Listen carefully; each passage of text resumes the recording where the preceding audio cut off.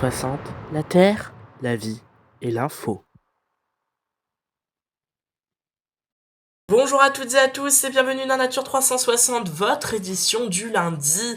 Et cette semaine, on vous propose un programme sélectionné. Alors, les chats domestiques, ces adorables compagnons sont aussi des prédateurs redoutables pour la biodiversité. En Afrique de l'Ouest, le pastoralisme est mis à rude épreuve face à la double menace du dérèglement climatique et des conflits territoriaux. Et enfin, les tiques et la maladie de Lyme, une épidémie silencieuse toujours mal comprise et sans traitement clairement défini. En tout cas, restez bien jusqu'à la fin pour quelques petits messages ainsi qu'une petite publicité pour l'instant culture.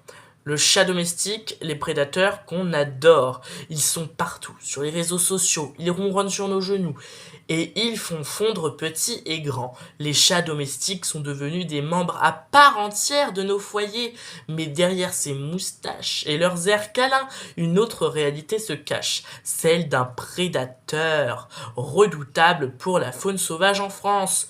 On estime que 75 millions d'oiseaux sont tués chaque année par les chats domestiques, sans compter les petits mammifères, les lézards et ou encore les insectes. Un article paru dans Reporter en partenariat avec la revue Salamandre relate le témoignage sincère d'un amoureux des oiseaux dont le chat est devenu le cauchemar des moineaux.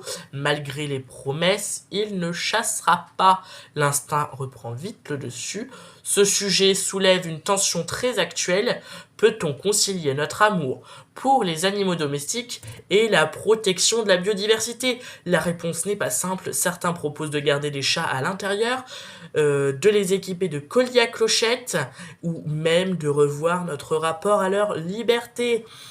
Source Reporter avec la revue Salamandre.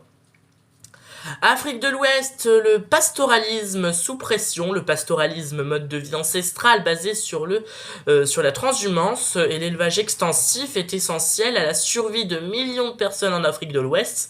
Mais aujourd'hui, ce mode de vie est en péril dans la région sahélienne. Les conséquences du dérèglement climatique sont sévères, sécheresse prolongée, désertification et raréfaction des ressources en eau. 80% des terres agricoles dans certaines zones sont désormais menacées. À cette crise écologique s'ajoute une crise sécuritaire, les conflits pour le contrôle des points d'eau, des terres fertiles ou liés à l'extension des cultures industrielles provoquent des tensions entre agriculteurs et éleveurs, voire entre communautés. Pourtant, de nombreuses voix plaident pour la reconnaissance du pastoralisme comme un modèle de résilience. Ces faibles émissions sont en lien étroit avec les cycles naturels et son adaptation millénaire aux écosystèmes arides en font un levier potentiel d'adaptation durable. Source Radio France Internationale via MSN. Tiques et maladie de Lyme, l'épidémie silencieuse, elles sont minuscules, mais leur impact peut bouleverser une vie.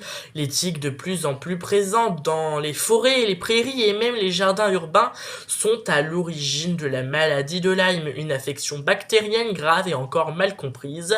Selon Slate, cette maladie continue de progresser dans le monde, notamment en Europe, où l'on recense plus de 400 000 cas estimés par an, et pourtant les patients restent souvent désarmés.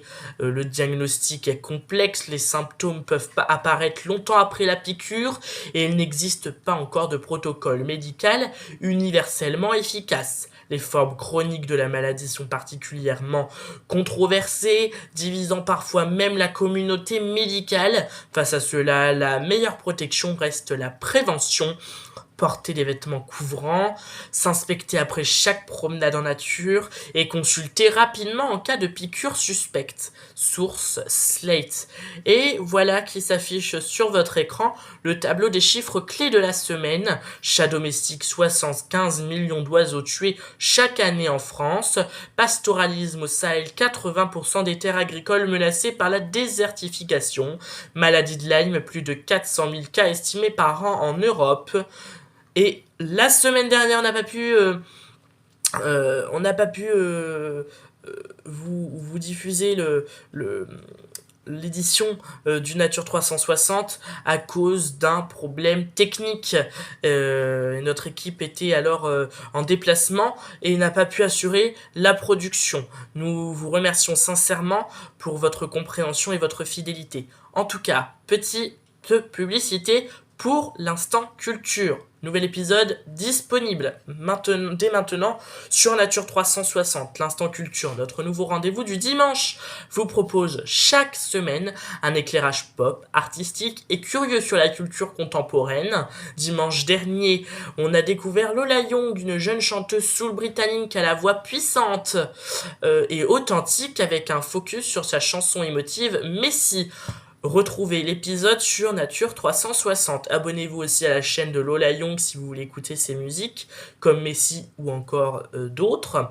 Du coup, on se retrouve dimanche prochain pour une nouvelle édition de l'Instant Culture et lundi pour votre prochain journal Nature 360. Merci de nous suivre chaque semaine. Si vous aimez cette édition, si vous aimez Nature 360 et l'Instant Culture, likez la vidéo, abonnez-vous, activez la cloche pour ne rien rater et partagez autour de vous. À très vite et d'ici là, prenez soin de vous et de notre planète. Bye bye.